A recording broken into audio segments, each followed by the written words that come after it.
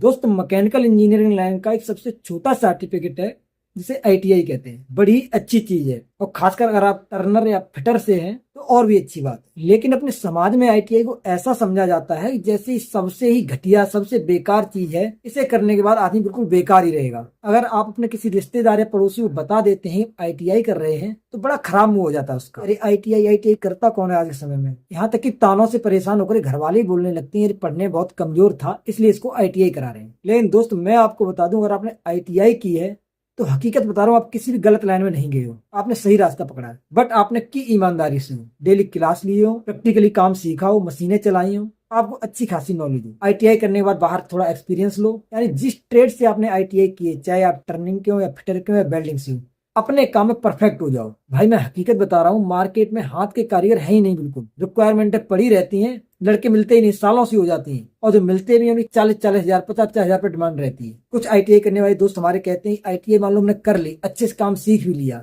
अच्छे से लेथ चलानी आ गई, मिलिंग मशीन चलानी आ गई, सर्विस ग्राइंडर भी सीख लिया, मैं साथ साथ वेल्डिंग भी सीख ली, तो क्या है बहुत मेहनत है उसमें और कितनी नौकरी मिली ज्यादा 20 हजार 25 हजार की। दोस्त मैं आपसे कहता हूँ कभी भी एक बार आप दिल्ली एनसीआर में आए हो, सेक्टर 9 या गाजियाबाद फरीदाबाद में, उस जगह पे आप जाके देखना, वहां पे आपको हर घर में आपको लेथ मशीन या मिलिंग मशीन मिल जाएगी। उन लोगों से अगर आप ये भी कहोगे कि हम आप अपना ये काम छोड़ दो, हम आपको 1 लाख रुपए महीने की नौकरी देते हैं, तो उसे करने को तैयार नहीं होंगे। दोस्त मैं आपको अपने साथ के लड़के का उदाहरण देता हूँ जो हमारे साथ 2011 में एक कंपनी में भर्ती हुआ था, मिलिंग मशीन पे था, उसकी ट्रेड आरएसी थी, लेकिन इंटरेस्ट था मैकेनिकल लाइन में। उसने धीरे धीरे पहले सरफेस ग्राइंडर सीखा, मिलिंग मशीन सीखी, धीरे धीरे उसने लेथ चलानी भी सीख ली। एक तरह से ऑलराउंडर हो गया। कंपनी के सारे लोग उसका मजाक उड़ाते थे, कहते रहे कैसा पागल है यार, बताओ आरएसी ट्रेड से ये आईटीआई है और ये मेहनत मैकेनिकल लाइन में कर रहा है, इसे कोई कंपनी लेने को तैयार नहीं होगी। भाई जब तेरा सर्टिफिकेट तेरे पास आरएसी का है और तुझे एक्सपीरियंस फिटर ट्रेनिंग का है, कौन तुझे नौकरी देगा। लेकिन उसने किसी बात पे ध्यान नहीं दिया,